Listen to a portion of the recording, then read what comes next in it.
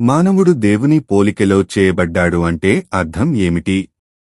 ఆదికాండము 1:26-27 సృష్టిని చేసిన ఆఖరు దినమున దేవుడు మన స్వరూపమందు మన పోలికే చొప్పున నరులను చేయుదము అనుకున్నాడు. ఆదికాండము 1:26. ఈ విధంగా దేవుడు తన పనిని తన వ్యక్తిగత స్పర్శతో ముగించాడు. దేవుడు మానవుని మట్టి నుండి రూపించి తన సొంత జీవవాయువును ఇచ్చుట ద్వారా తనకు జీవాన్ని ప్రసాదించాడు. ఆదికాండము 2:7. అలాగే దేవుని సృష్టి అంతటిలో మానవుడు చాలా విశిష్టత కలిగినవాడు. ఐహికమైన శరీరమును మరియు అనేహకమైన ప్రాణము ఆత్మను కూడా కలిగినవాడు. దేవుని యొక్క స్వరూపము లేదా పోలికే కలిగియుండుట అంటే అతి సాధారణమైన పదాలలో మనము దేవుని పోలి ఉండుటకు చేయబడినాము అని అర్థము. దేవుడు రక్తమాంసములను కలిగినవాడు గనుక ఆదాము దేవుని పోలికెలో ఉన్నాడని కాదు. దేవుడు ఆత్మయే ఉన్నాడు. యోహాను 4:24 అని లేఖనములు చెప్తున్నాయి. కాబట్టి ఆయన శరీరము లేకుండానే మనుగడలో ఉన్నాడు. కాని ఆదాము యొక్క శరీరము పరిపూర్ణమైన ఆరోగ్యముతో రూపించబడి మరణమునకు లోనగుటకు కాకుండా చేయబడుటలో ఆదాము యొక్క శరీరము దేవుని యొక్క జీవమునకు దర్పణముగా ఉంది. దేవుని యొక్క స్వరూపము అనునది మానవునిలో ఉన్న అనేహికమైన భాగమును సూచిస్తుంది. అది మానవుని జంతు ప్రపంచం నుండి వేరుచేసి ఈ భూమిపై అధిపతిగా ఉండాలని దేవుడు ఉద్దేశించిన కార్యమును మానవుడు నెరవేర్చులాగున సహాయపడుతుంది. ఆదికాండము 1:28 మరియు తన సృష్టికర్తతో మాట్లాడుటకు తనకు సహాయపడుతుంది. అది మానసికంగాను నైతికముగాను మరియు సామాజికముగాను ఉన్నటువంటి పోలికే. మానసికముగా మానవుడు ఒక ఆలోచన శక్తిని, హేతువాదమును కలిగినవాడిగా సృష్టించబడ్డాడు. మరొక మాటలలో చెప్పాలంటే మానవుడు ఆలోచించగలడు మరియు ఎంపిక చేసుకొనగలడు.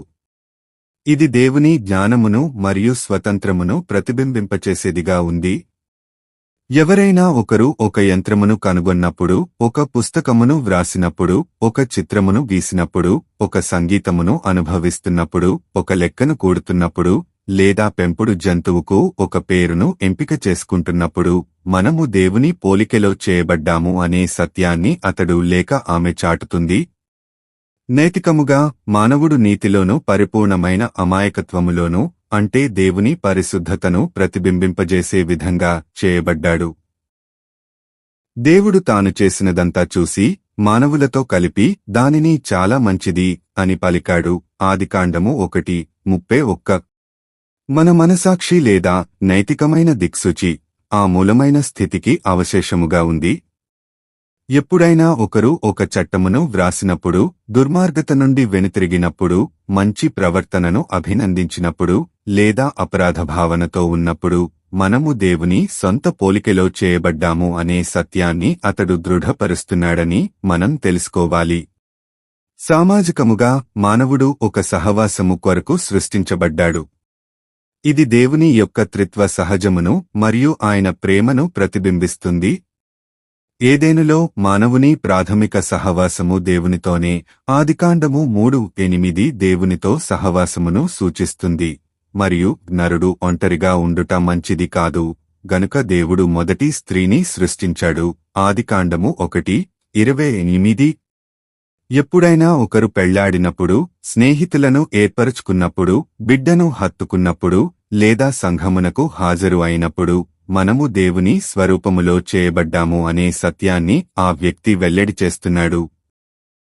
దేవుని పోలికలో సృష్టింపబడుటలో ఒక భాగము ఏమంటే ఆదాము తనంతట తాను సొంత నిర్ణయాలు తీసుకొనుటకు శక్తిని అనుగ్రహింపబడ్డాడు. నీతియుక్తమైన సహజ గుణము ఆయన దయచేయబడినప్పటికీ ఆదాము ఒక దుర్మార్గపు నిర్ణయాన్ని తీసుకొని తన సృష్టికర్తకు వ్యతిరేకంగానే తిరుగుబాటు చేయాలని అనుకున్నాడు. ఆ విధంగా చేయుట వలన తనలో ఉన్న దేవుని పోలికెకు ఆదాము మస్సుపూశాడు మరియు ఆ దెబ్బతిన్న పోలికెనే తన సంతానము అందరిలోనికి అందించాడు. రోమీయులకు 5:12. ఈరోజు మనము ఇంకనూ దేవుని పోలికనే భరిస్తున్నాము. యాకోబు 3:9. కాని పాపము యొక్క మచ్చలను కూడా మనము మోస్తున్నాము. మానసికంగా, నైతికంగా, సామాజికంగా మరియు భౌతికంగా కూడా పాపము యొక్క ప్రభావమును మనము చూపుతున్నాము. శుభవార్త ఏమంటే దేవుడు ఒక వ్యక్తిని విడిపించేటప్పుడు అతనిలో ఉన్న మూలమైన దేవుని పోలికెను తిరిగి స్థాపించుటకు దేవుడు ప్రారంభించి నీతియు యథార్థమైన భక్తియు గలవారే దేవుని పోలికెగా సృష్టింపబడిన నవీన స్వభావమును ధరించు కొనునట్లు చేస్తాడు. ఎఫెసీయులకు 4:24. ఆ విమోచన అనునది మనలను దేవుని నుండి వేర్పరుస్తున్న పాపము నుండి మనలను రక్షించుటకు శక్తిగల యేసుక్రీస్తులో విశ్వాసముంచుట వలన దేవుని కృప ద్వారా మాత్రమే అందుబాటులో ఉంటుంది. ఎఫెసీయులకు 2:8-9. క్రీస్తు ద్వారా దేవుని పోలికలో మనము నూతన సృష్టిగా చేయబడుతున్నాము. 2 కొరింథీయులకు 5:17.